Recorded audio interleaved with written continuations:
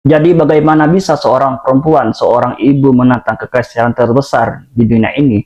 Namanya adalah Boudica. Hari ini kita akan membawa kamu masuk ke dalam kisah hidupnya. Dari kecil sampai akhir hayat dengan segala penderitaan dan perlawanan yang membuat namanya tetap dikenang ribuan tahun kemudian. Pada tahun 30 Masehi di tanah Britania, bukan kota modern seperti sekarang, melainkan hutan yang lebat, padang hijau yang luas, dan desa-desa kecil yang hidup sederhana. Di sanalah Boudica lahir di tanah suku Iceni, salah satu suku bangsa Celtic. Suku Iceni hidup bebas, mereka punya tradisi yang kuat, menghormati alam, dan percaya pada para dewa-dewa. Hal yang menarik adalah dalam budaya mereka, pertempuran tidak dianggap lemah, anak perempuan juga bisa merawasi harta, memimpin bahkan ikut berperang kalau perlu. Disinilah Boudica pun tumbuh. Sejak kecil, dia sudah terbiasa keras. Bayangkan saja di usia di mana anak-anak biasanya bermain boneka, Boudica sudah belajar naik kuda. Kuda bagi kuku Iceni ini adalah bukan sekedar hewan, tapi sahabat dan senjata dalam berperang.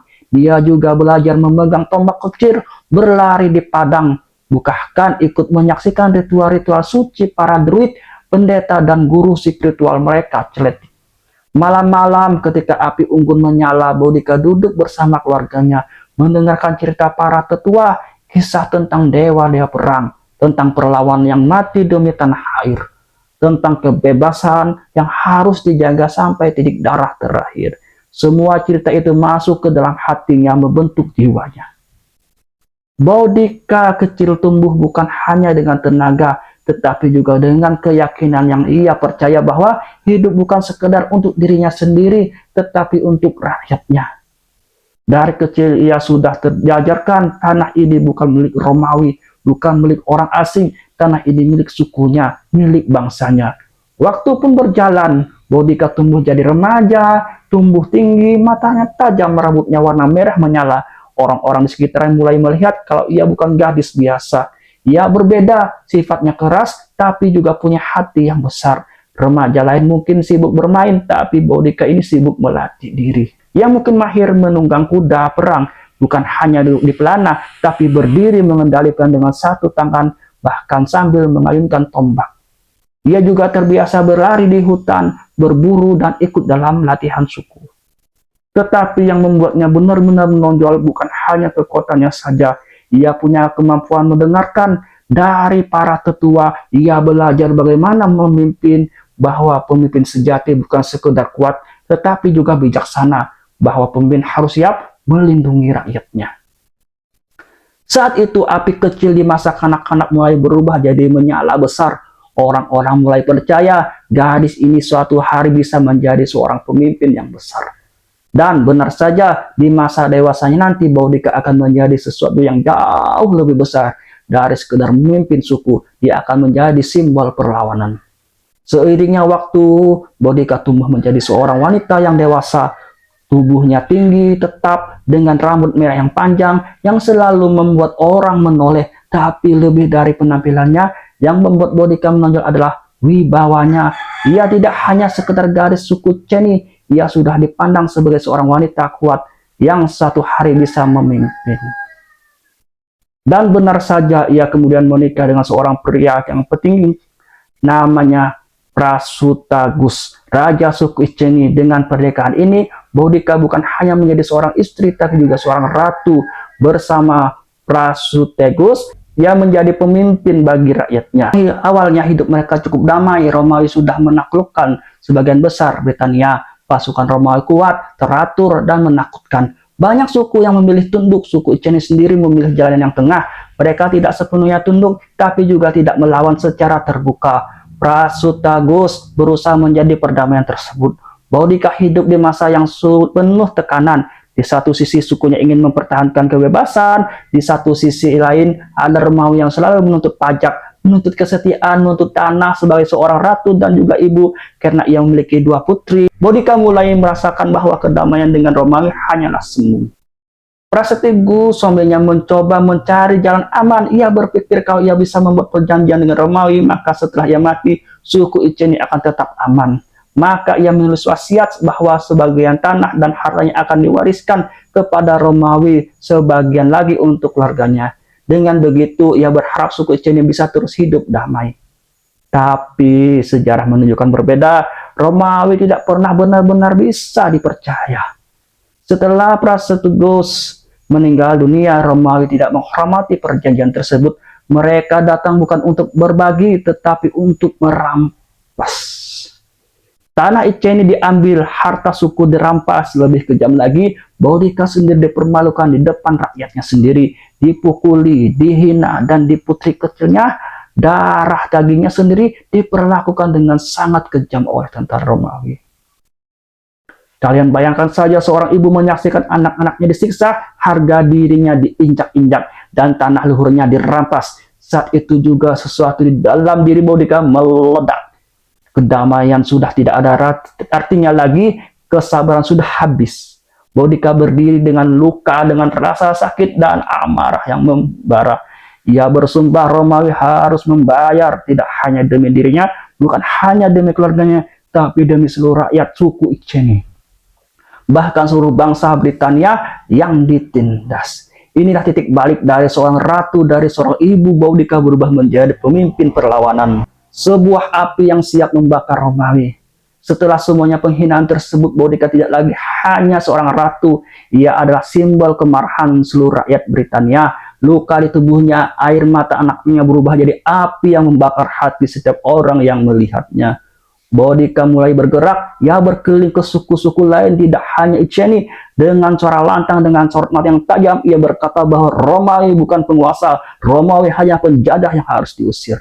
Banyak suku yang mendengarnya, mereka melihat seorang wanita yang berani berdiri melawan walaupun sudah terluka, dan mereka terinspirasi. Ribuan orang mulai berkumpul dari Iceni, dari Trinopantes, dan dari berbagai suku-suku lain. Bayangkan saja pemandangan tersebut, ribuan prajurit dengan wajah penuh amarah, bersenjata seadanya, tombak, pedang, perisai kayu, berdiri di bawah satu komando seorang wanita bernama Boudica. Sebelum pertempuran besar, Boudica berdiri di atas kereta perangnya, rambut merahnya terurai, matanya menyala, di sampingnya dua putri kecilnya berdiri sebagai saksi, dan dia berseru, "Aku berperang bukan demi bangsaku saja, tapi demi kebebasan. Romawi boleh menindas, tapi mereka tidak akan pernah bisa mengambil kehormatan kita." Pidato ini membakar semangat semua orang. Mereka mengangkat senjata, berteriak, dan siap untuk menyerang. Pertempuran pertama adalah di Camulodunum, kota Romawi yang megah. Pasukan Boudica datang bagaikan badai. Kota ini dibakar habis. Tidak ada yang bisa menghentikan mereka. Dari sana pasukan Boudica terus bergerak ke Londonum, kota yang kelak jadi London. Lagi-lagi kota itu hancur, dibakar sampai rata dengan tanah. Paralelunium, kota lain bernasib sama. 3 kota besar Romawi di Britania habis terbakar dalam waktu singkat. Tentara Romawi kelelahan, gubernur mereka Suetonius Paulinus bahkan sempat melarikan diri untuk menyusun pasukan. Bayangkan saja ketakutan yang melanda Romawi saat itu. Kekasihan terbesar dunia dengan pasukan yang dikenal disiplin bisa diguncang hanya seorang oleh ibu dari Britania. Nama Boudica mulai bergema bahkan sampai ke telinga kaisar di Roma. Namun ada satu hal yang berbeda. Romawi walaupun ketakutan, bukannya musuh yang mudah tumbang. Mereka adalah mesin perang yang paling terlatih di dunia. Dan Boudica tahu pertempuran besar masih menantinya di depan. Pasukan Boudica sudah membakar 3 kota besar Romawi. Kemenangan demi kemenangan membuat semangat rakyat semakin membara. Tetapi di balik itu Romawi juga tidak tinggal diam. Gubernur Suetonius Paulinus berhasil mengumpulkan kembali pasukan legionia, sekitar 10.000 prajurit terlatih dengan formasi yang terkenal, tudo, perisai-perisai yang rapi bagaikan tembok baja. Di sisi lain, pasukan Boudica yang besar, puluhan ribu orang dari berbagai suku, tetapi ada satu masalah besar. Mereka bukan pasukan terlatih, mereka dipenuhi semangat tetapi minim strategi. Banyak di antara mereka membawa keluarga, istri, anak-anak, bahkan kereta-kereta penuh barang rampasan. Hari ini pertempuran-pertempuran pun terjadi. Hari itu pertempuran pun terjadi. Lokasi tidak pasti, sejarawan berbeda pendapat, tapi yang jelas medan itu sangat sempit, diimpit hutan. Romawi memilih posisi dengan cerdik, membuat jumlah pasukan Boudica tidak bisa bergerak leluasa. Boudica berdiri di atas kereta perangnya, sekali lagi dengan dua putrinya di sisinya. Ia memberikan pidato yang terakhir. Aku seorang wanita memilih untuk melawan sebagai seorang pemimpin. Kalian juga para lelaki berartinya, maka kalian hidup sebagai budak Romawi atau mati dengan hormat bersama bangsamu. Pidato ini membuat seluruh pasukan berteriak, semangat membara, mereka menyerbu dengan gelombang besar, tetapi Romawi sudah siap dengan disiplin baja. Barisan leguyun menutup diri rapat menahan serangan tombak. Mereka melesat perisai mereka tak tergoyahkan. Gelombang demi gelombang pasukan Boudica hancur di depan tembok manusia itu. Sementara itu di belakang ketakutan keluarga membuat pasukan Britania sulit untuk mundur. Perlahan yang tadinya tampak seperti badai berubah menjadi bencana. Hari itu puluhan ribu orang Britania gugur. Sementara Romawi hanya kehilangan beberapa ribu saja. Itu adalah kekalahan telak. Dan Boudica bagaimana? Catatan sejarah berbeda. Ada yang bilang ia bunuh diri dengan racun agar tidak ditangkap dan dipermalukan Romawi. Ada pula yang bilang ia jatuh sakit dan meninggal tak lama setelah pertempuran tersebut. Yang jelas setelah hari itu Boudica tidak pernah lagi terlihat, tapi kisahnya tidak berhenti di situ saja.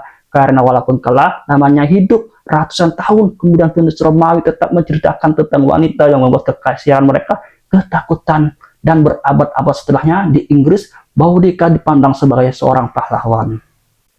Hari ini di London berdiri sebuah patung besar Boudica di atas kereta perangnya dengan rambut yang panjang terurai, dua putri di sisinya, dan tombak terancung. Ia tidak lagi sekedar ratu suku kecil, ia adalah simbol perlawanan, simbol keberanian, simbol cinta seorang ibu pada keluarga dan tanah air. Dan inilah warisan terbesar Boudica, bahwa meskipun musuhmu jauh lebih kuat, besar, jauh lebih kuat, keberanian bisa membuat dunia mengingatmu selamanya. Boudica ini bukan hanya cerita masa lalu saja, dan ia adalah pengingat bahwa api perlawanan bisa lahir dari tempat yang paling sederhana, hati seorang ibu yang tidak rela keluarganya diinjak-injak.